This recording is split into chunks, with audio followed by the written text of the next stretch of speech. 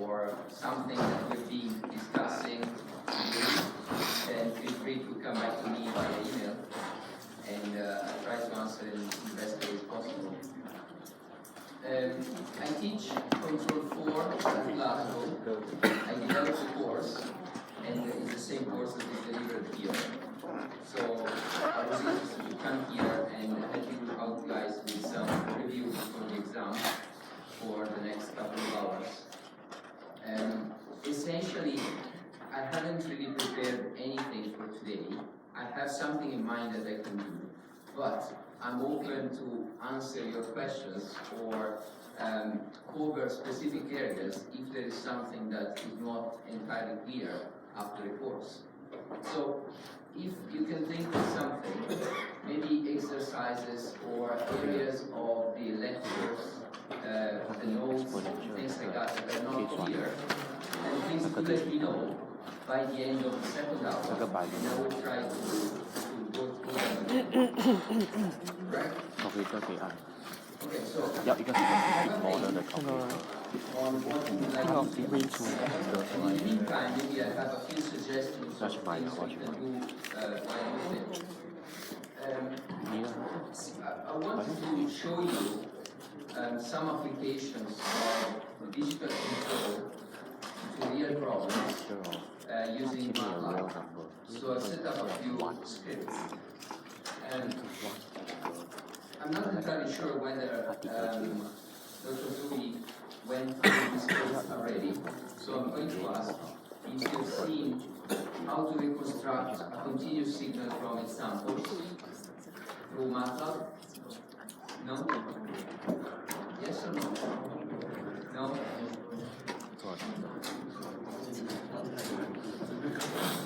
Here, mixed answer. Sorry. Yes or no? No. No choice. Now clear. Fine. Okay, the second thing is I wanted to show you how it works when you convert a plant when it's preceded by a zero-order fold. Have you seen this one in MATLAB through an implementation? No? Okay. Have you seen the formula to convert a plant when it's preceded by a zero-order fold? Yes. Okay, good. So I can show you that. And then I was wondering if Dr. Zoe went through this one.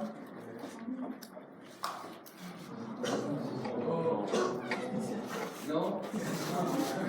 Okay. Sorry? No, it's not important for the exam.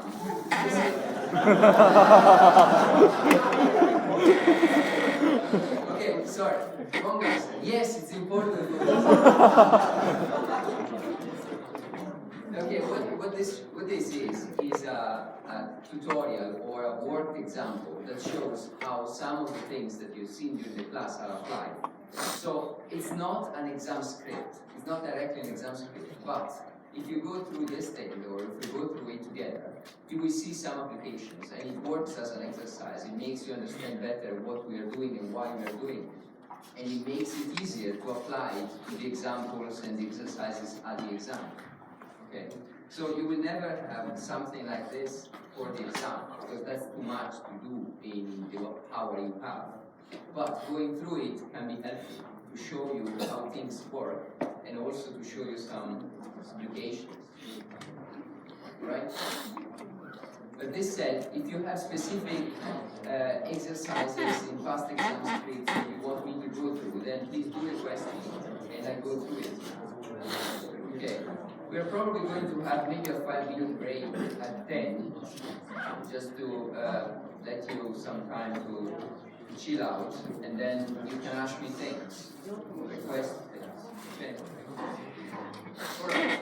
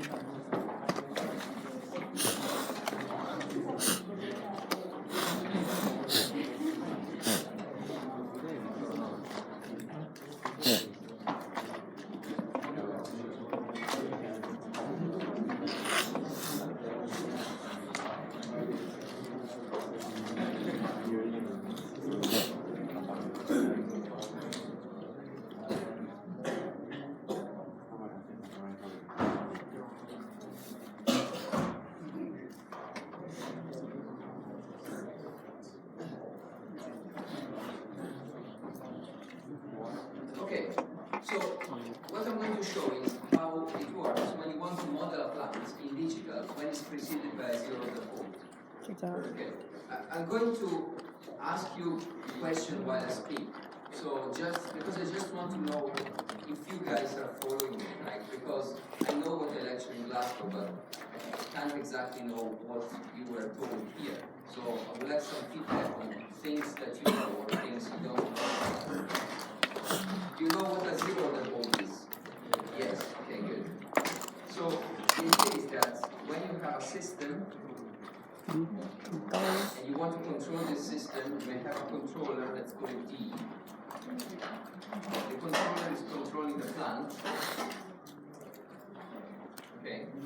Then you have, it is a feedback control. You have feedback loop minus and plus. Does it look familiar? Now, in digital systems, this is a computer. Sir, can zoom in? Yeah. Thank you. Okay? Yeah? In a digital system, this is a computer, which means that works with digital signals. Do you know what a digital signal is? Do you know the difference between a digital signal and a discrete signal? Yes? Okay.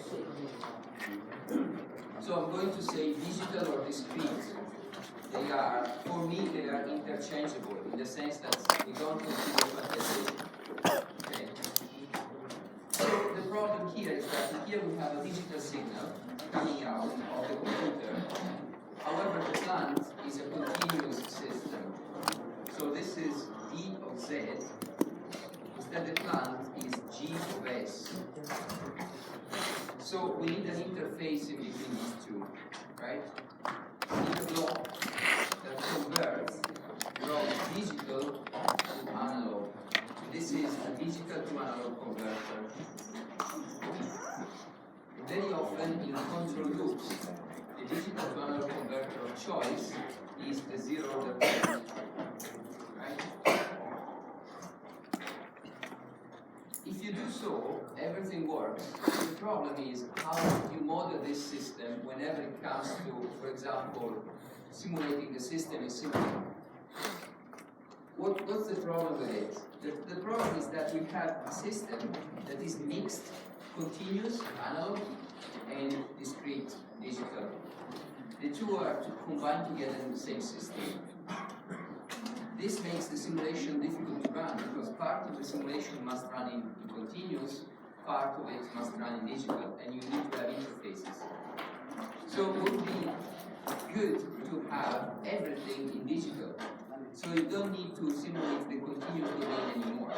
And essentially what we want is to convert this part here, which is the continuous part,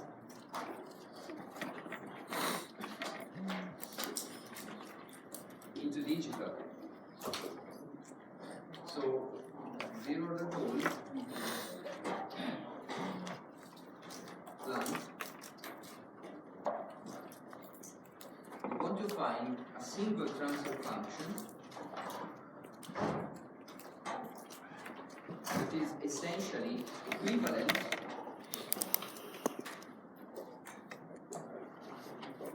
to this whole block together. So if the plant here is G of S, I call this whole block G of Z, and I use the same letter deliberately because it represents the same plant. It doesn't mean it's the same transfer function. Okay? It doesn't mean that you just replace S with Z. That would be wrong. It means that it encodes the same transfer function inside, but it considers a zero-order pole before it. Okay, so I'm sure that you've seen that in order to do so, you apply a formula, and you've probably seen how to derive this formula. The formula says G of Z is 1 minus Z to the power minus 1. The Z transform of the inverse Laplace transform of G of S over S.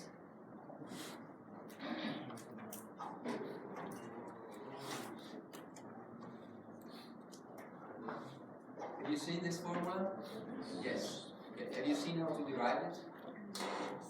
Yes. Is it clear or you have any questions? No? Okay.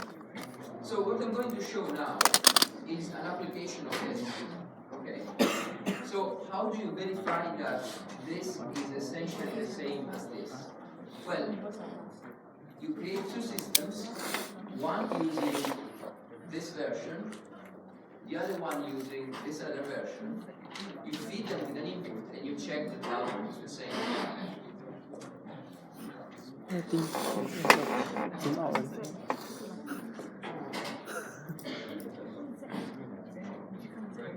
我知道。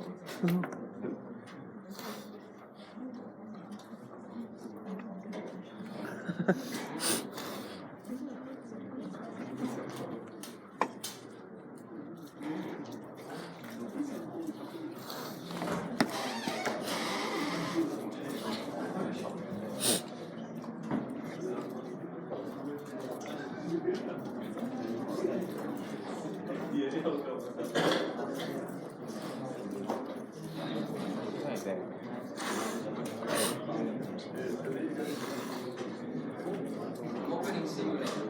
我第一次这样找到。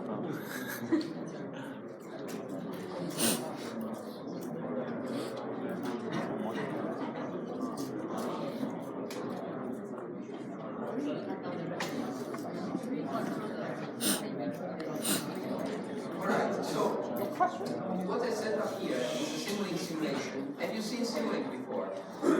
Yes, okay, so you know what I'm talking about and what they've done. So there is a sine wave, it's just an input. I decided to use a sine wave, you can test it with everything. Then the sine wave goes through a zero-order hold, and then it goes through a certain plant. The plant in this case is 10 over s plus 0.1. It doesn't really matter, it's just a plant of choice. In this case it's a low-pass filter, it doesn't matter. And then I plot the results. So the sine wave after the zero-order hold, and the output of the plant. So I run the simulation. When I do so, I always cross my fingers because sometimes things happen. Now in this case it can. Yeah. So that's the result. I'll put it next to the simulation so you can see what's going on. Alright, so the first input of the scope is the sine wave. Nothing to say, it's a sine wave. The second one is a sine wave after a zero-order hold. You might expect this kind of graph, right? The sample time is 1 second. Every second you have a step. Right? The third one is this signal here, the zero-order head signal, fed through the plant. You get something like this. The plant acts as a first-order filter, and therefore you get a linear, piecewise shape. All right? Okay. So this simulation is a continuous simulation, which means that Simulink is essentially discretizing this system with a very, very fine step in order to make you believe that it's a continuous system. Okay. So it has to do a lot of calculations in order to draw these lines precisely, not just 0 at this point 0 at the point 1, but many other points in between 0 and 1, and the same thing between 0 and 2, and so on and so forth. And you can see this is a continuous simulation because I'm using ODE45, which is a Runge-Kutta algorithm for integrating differential equations. Right? Now what I did to compare the results is to create something similar, but using a discrete system this time. Now, in a discrete system, and you can see the discrete system because I'm not using any more ODE45, but here it says fixed step discrete. I use a discrete sine wave, and then I feed it through a discrete transfer function. As you can see, there are probably too much.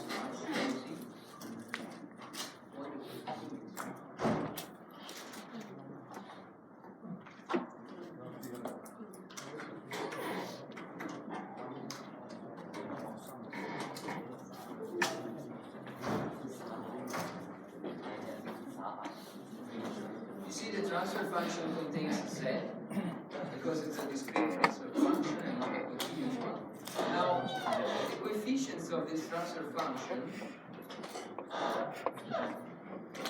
here have been set exactly according to the rule I showed before. So I applied that rule, I found the transfer function analytically, and then I put the coefficients in here. So this is exactly the equivalent of the previous transfer function.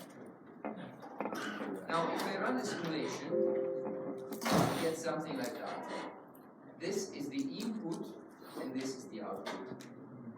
Now, in here, when you simulate something with a discrete system in Simulink, the output is always a bit misleading because Simulink always tries to connect the lines. Now, you know that in a discrete signal, you actually have single dots at the sample times. You don't have continuous signals. But Simulink still, when it plots, it tries to connect the dots all the time. So what you need to take out of this plot really are just the value of the signal at each sample time, which is 0, 1, 2, 3, not the lines. In order to prevent this, what I did was to export the results into MATLAB and run a MATLAB plot instead. And what I get is something like this. Probably you can't see the dots because they're so tiny, so I'm going to enlarge them a little.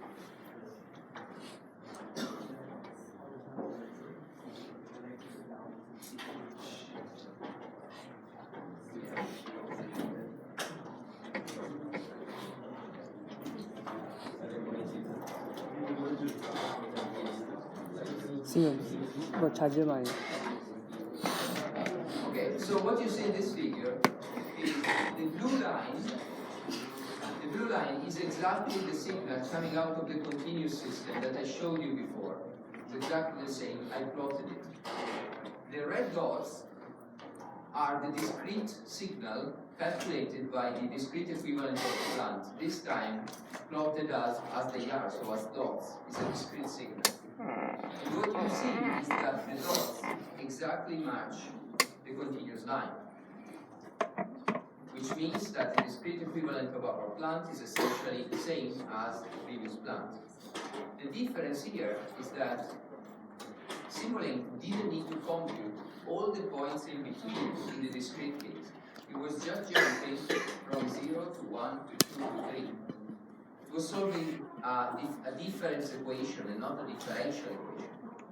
So with just 11 points, we were able to capture essentially what the signal was doing over the full time span. So we have verified that essentially the discrete equivalent works. It produces the same result.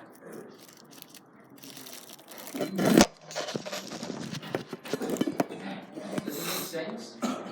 Yeah? Okay. Do you have any questions? No?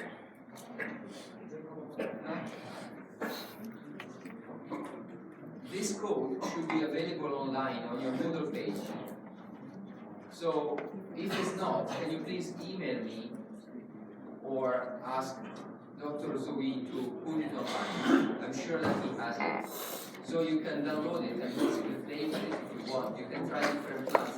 What you can do is to verify your solution. So whenever there is an exam script that asks you to find a discrete equivalent of a plan preceded by 0 or the whole, you can find it yourself and then you can verify it using the script.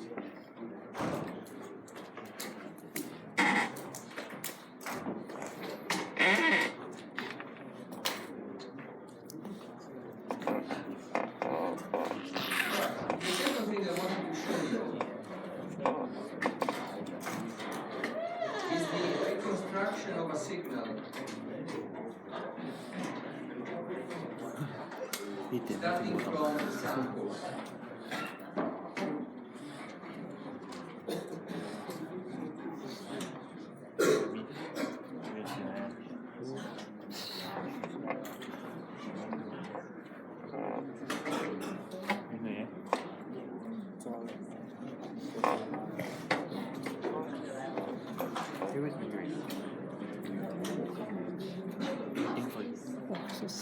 Good.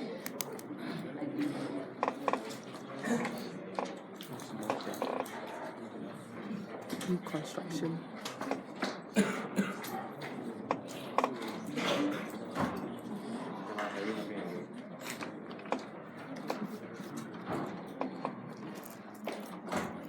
So, a reconstruction of a signal starting from its samples. What does it mean? It means that we have samples, time, discrete samples, and we want to reconstruct a continuous signal somehow. Let's say that the sample signal is R star, and the signal we want to reconstruct is R. Both of them are function of time. So in control loops, how do we usually reconstruct the signal starting from the samples? If you have a discrete signal like this, how do you actually find a continuous signal?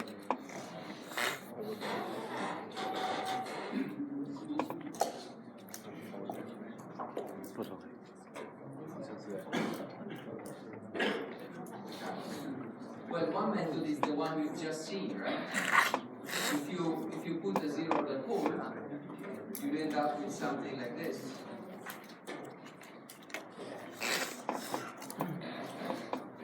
Now, this is a continuous signal in the sense that it's defined at every time. It's not continuous because you have steps, but it's still a reconstruction.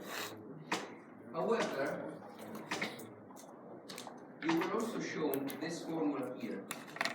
R of t, which is the continuous signal, is equal to the summation for k equal minus infinity plus infinity of R of kt, which is samples of the same signal taken at each sample time kt, and then a sinc function of phi t minus kt divided by capital T.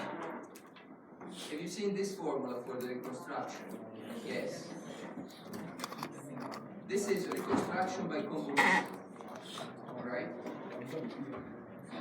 With this formula, you can exactly reconstruct a signal. So you don't get something like the zero that pole does. You get exactly the original signal. Because this formula was found analytically, there is no approximation in it. So what you find here is exact. And these are the samples of R.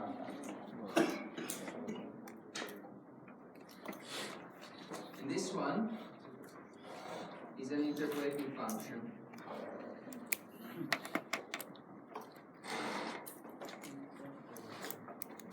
That allows you, given the samples, to find the value of the signal in between the samples as well. It interpolates in between the samples.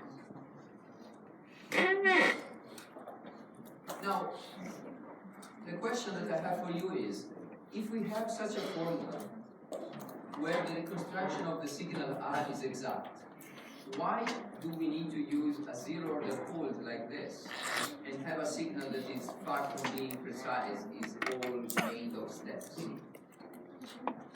So if you use a zero-order pole, you have samples of the original signal, something like this.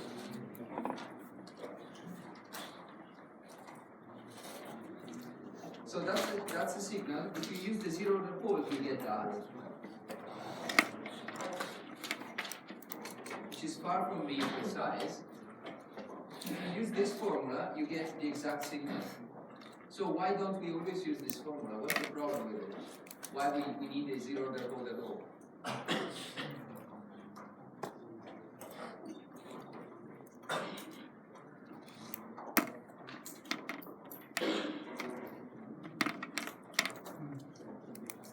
Any guess?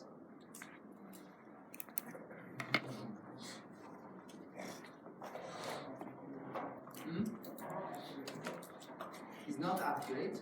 Which one is not accurate? The formula of the zero-order pole. The zero order board is not accurate enough. Maybe, I mean, it depends on what enough is, but yes, it's not accurate. It could be not accurate enough, and still we use it and we don't use this formula, at least for control. At least for control. If you have a control loop, you don't use this. You use this in something else.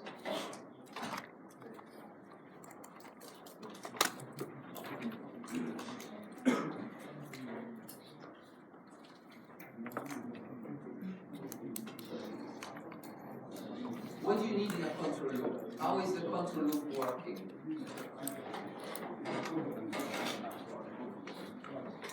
Can you afford in a control loop to just stop for a while, think, and then provide the actuation, or it needs to work relatively fast with respect to your plant? Right? It needs to react to your plant. So the typical frequency of the control loop must be comparable with the frequency of your plant. Right? In other words, you cannot introduce long delays. Right? So it needs to work kind of in real time, let's say.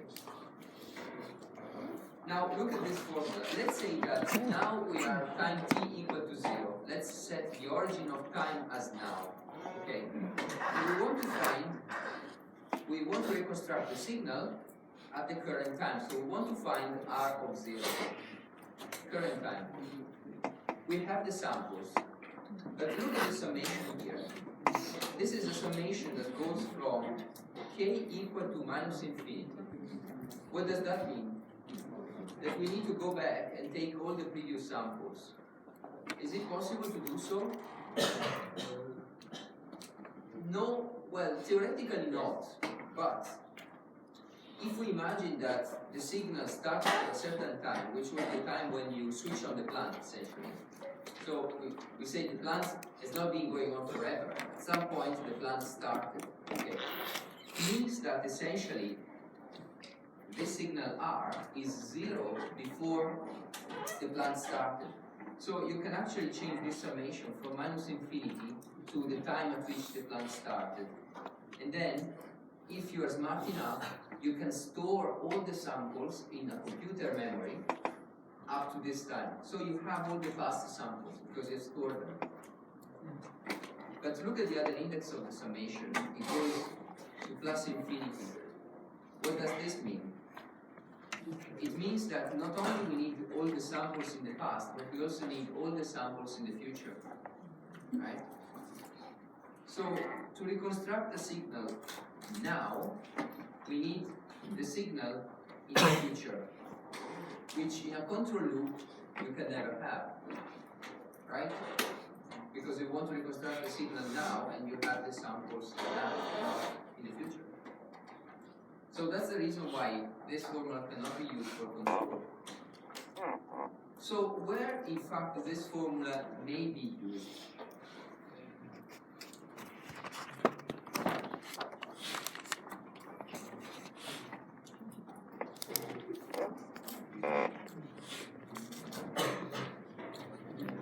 Any guess?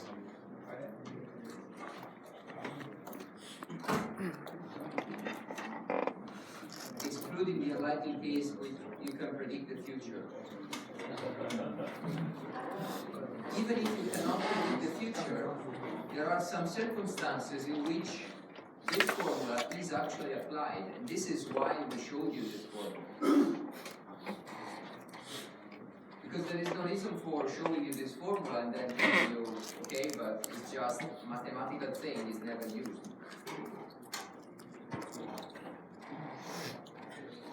When can you afford to kind of look into the future? Not really, but kind of. You can simulate to look into the future.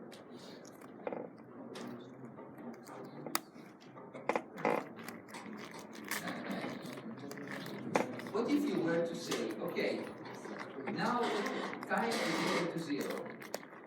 Let's say that I don't want to reconstruct the signal at time t equal to 0, but I want to reconstruct the signal a little bit in the past. essentially what you're doing is to introduce a delay and wait for some samples to arrive and then do the reconstruction of your signal. So in this case, if you have a delay, what happens here is that you cannot still look at all the samples in the future to plus infinity, but you may be able to have a few samples in the future because you're doing the reconstruction in the past. So instead of doing the reconstruction at t equal to 0, you do the reconstruction at t equal to -5, and then you have 5 samples because now it's t equal to 0. The problem is that you are not reconstructing the signal now, but you're reconstructing the signal 5 samples ago. So there is a delay. When you can afford this delay, then you can use this formula to a certain extent. And when is the case when you can afford delays? One example is digital signal broadcasting. If you're broadcasting a digital signal, you're broadcasting its samples, not the signal itself. However, the receiver receives the samples and then it wants to reconstruct the actual wave. So if you want to make things more clear in your mind, think about digital radio transmission. So you broadcast digital impulses, if you want, like these, but at the end the radio has got a speaker and the speaker is able to reproduce a wave, not digital pulses. So from the digital pulses you need to reconstruct the wave. How do you do that?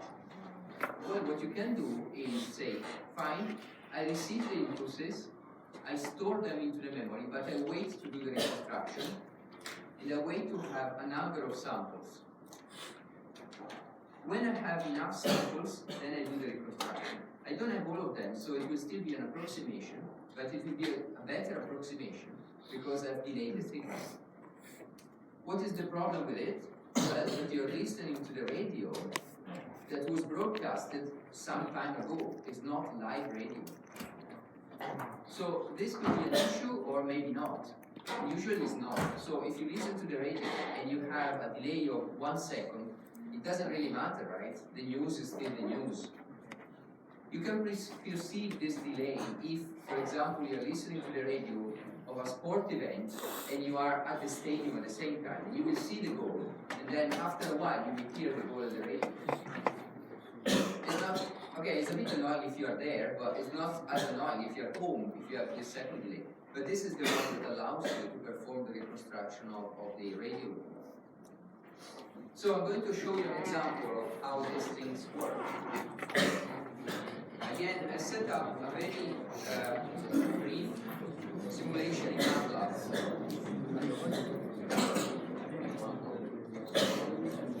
And what I've done is essentially an implementation of that formula for the reconstruction. It's exactly that formula encoded in MATLAB.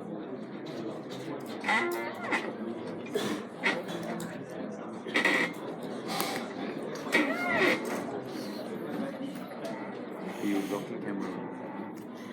Don't hear that. So what I do in MATLAB is, first of all, I start with a signal. In this case, I've taken an overlap of 2 sinusoids with different frequencies. It doesn't really matter. That's a continuous signal. And then from this continuous signal, I take the samples, I extract the samples, and from these samples, I want to reconstruct the original signal. Alright? This is the code for doing so.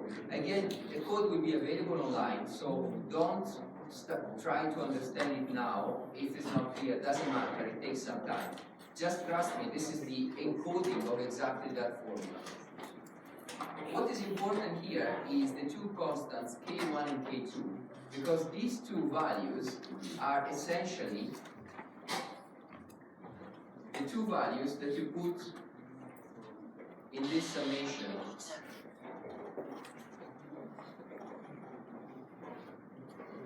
K1 and K2. So the lower bound and the upper bound of the summation. With MATLAB, you cannot work really with infinite number of samples, as in reality, and therefore you need to set some numbers. So I set 10 samples in the past, and then the upper bound of the summation is 0, so it's the current time. I don't have any delay, I'm reconstructing the current signal using 10 samples in the past. If I run this code, I get this. In here, the red line is the original signal, the blue line is the reconstructed signal, and the samples are from 0 to -1. So this interval is the interval providing the samples. And you can immediately see that when we have the samples, the blue line is much closer to the red line than anywhere else. Anywhere else, the blue line is essentially 0, or there is a wavy bit thing, but it's completely off. But whenever we have the samples, the blue line tends to be quite accurate. But let's see what happens at time equal to 0, which is the current time, the most important one. If I zoom in, I get that at time equal to 0, the reconstruction is quite wavy with respect to the original signal. It's not very accurate. That's because 0 is the last sample we have. We can't look into the future. But now let's assume that we can introduce some delay, which means that in fact we can look into the future. Let's say that we introduce a 5-sample delay. I run the simulation again, and this time I get this. And you immediately see that the blue line is way closer to the red line. Okay, so we improved quite a lot the accuracy of the reconstruction. And if I go around 0, which is the current time, okay, it's still not exact, but it's much, much better. And the more the delay that you introduce, so if you could look 10 samples into the future, let's say introduce more delay, then essentially the signal is very much similar. Well, it depends on the level of zooming, but yeah, the trend is followed. The trend is followed. There is still a high frequency component, but the general trend is captured. Okay? So if you filter out this high frequency component, then you get pretty much the exact solution. It's still way better than it was.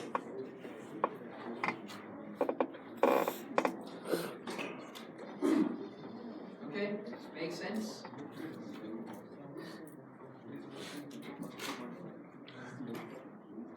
I hope it helps you to understand why we went through the convolution and the reconstruction of the signal by convolution as opposed to the zero report.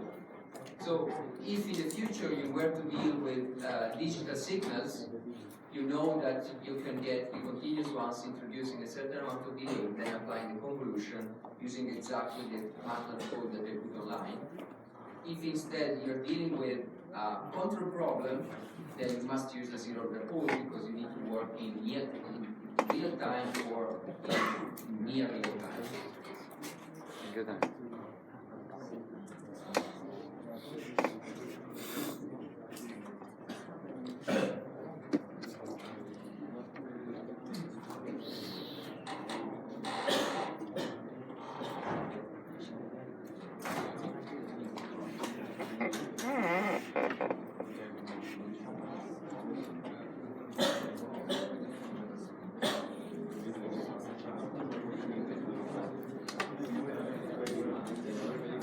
Okay, so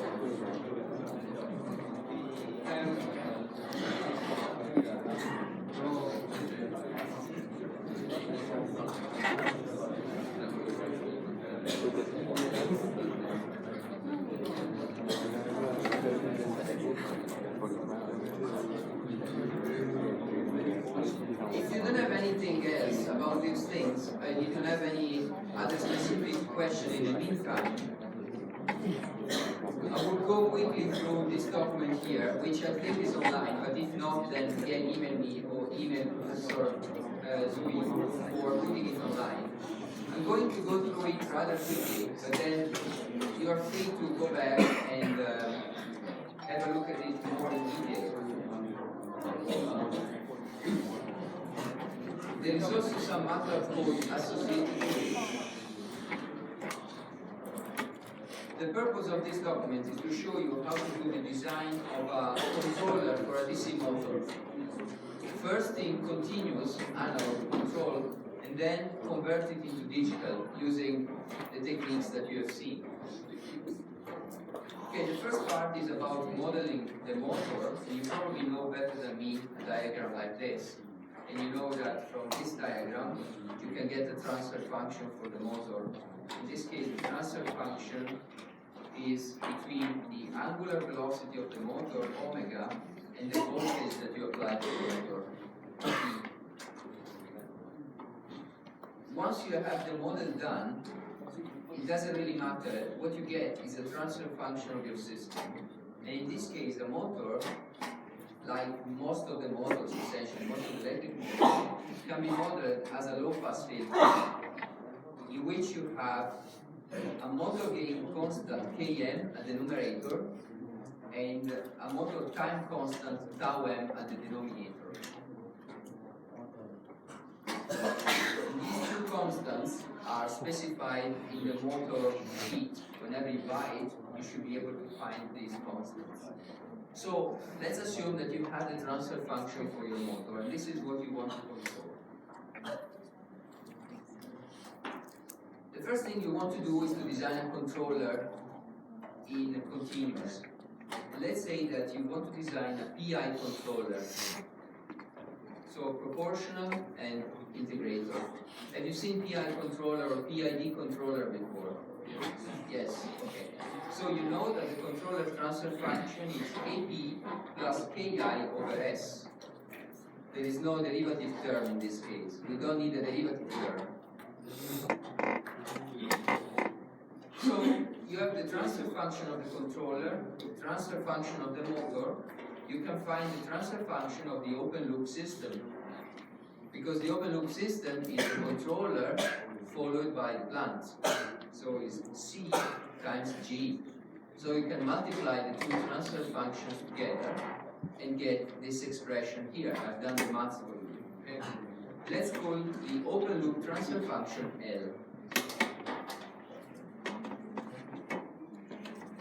But you know that closed loop controls work much better than open loop controls, right?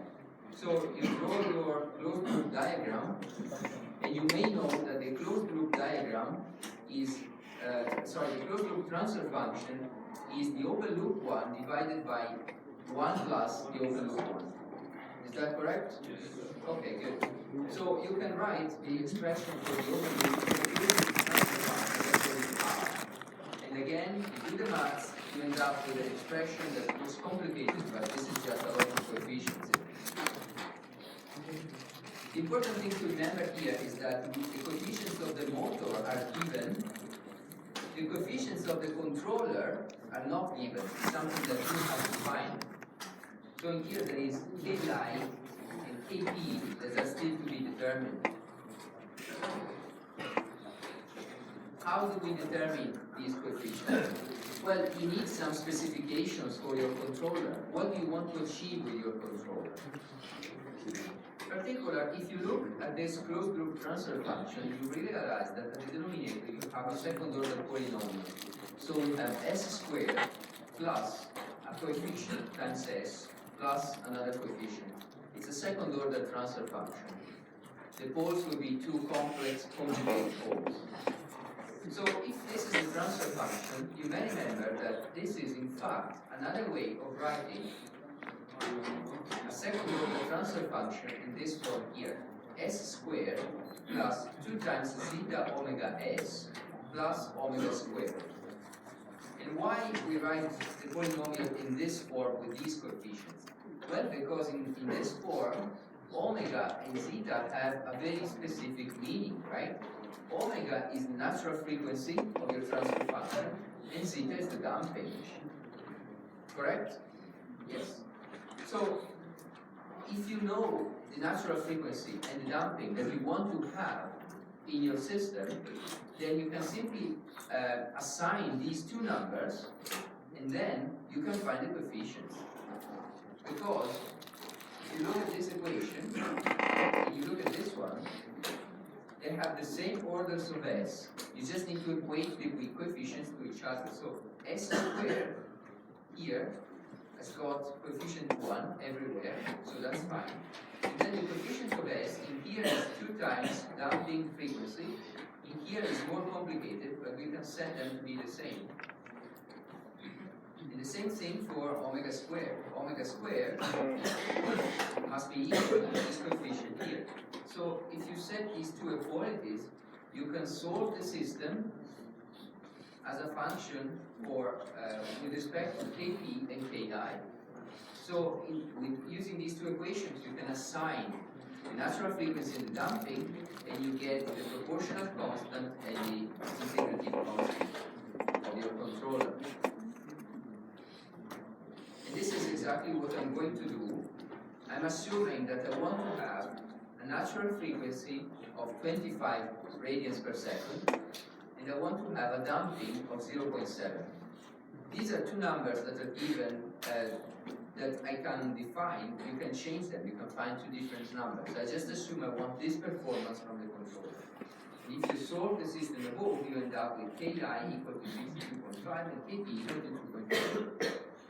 You plug the numbers, and you have your controller transfer function. And that's the controller design continuous. You end up with 2.5s plus 62.5 divided by s. If you want to try the both diagrams of the control in open loop and closed loop, then you end up with something like this. This is the open loop one, L. As I said, it's essentially a low-pass filter. And that's the closed loop one, R. Goes like this, and then the frequency goes down. And this on the left shows you where the poles are in the complex plane. So the two complex conjugate poles are here at about minus 18, 17 something probably. And this is the zero of the system.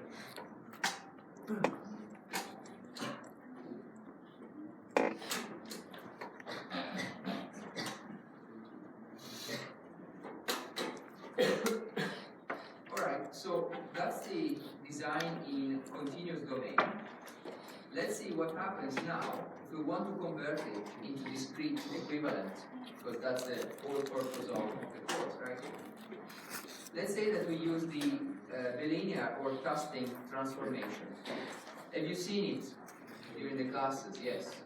Okay, so you have seen that for doing the transformation, the shortcut is essentially to do a very easy substitution, right? You take your continuous controller and you substitute S equal 2 over T, where T is the sample time, Z minus 1 over Z plus 1, right? Okay, so I've done the substitution for you. There is some algebra to be done, and you end up with this transfer function here in Z that contains T, which is the sample time. At the moment, the sample time is still undecided. So, how do you decide the sample time? Or can you decide the sample time? That's my question for you. You can decide the sample time. Yes. How do you decide it? Sorry? What's the requirement for the sample time? Yeah, sorry? Yes, so it should be higher than the bandwidth of your system. If you want the bandwidth of the open loop system. If you're doing a filter and you know your input and you know the bandwidth of your input, then ideally you should know that the maximum bandwidth of your input should be the Nyquist frequency, and then your filters, your digital filter, should work with twice as much that frequency, right? However, this is a rule if you know the highest bandwidth of a signal. But in the case of a control loop, there is not really one single signal. It's a control loop. The signals are generated internally. So we can't really quantify the maximum bandwidth. So one rule of thumb is to select the sampling frequency to be at least 20 to 30 times the crossover frequency of the open loop transfer function. The open loop transfer function was L, so we need to check what is the crossover frequency of L. So I go back to the board diagram of L, which is this one. and you check the crossover frequency. You know what the crossover frequency is? No? The crossover frequency is the frequency in which the gain is... Ladies and gentlemen, your attention please. The fire alarm has been activated in the building. We are investigating the situation. Please remain calm and stand by for further instructions. That's a very nice and calm fire alarm.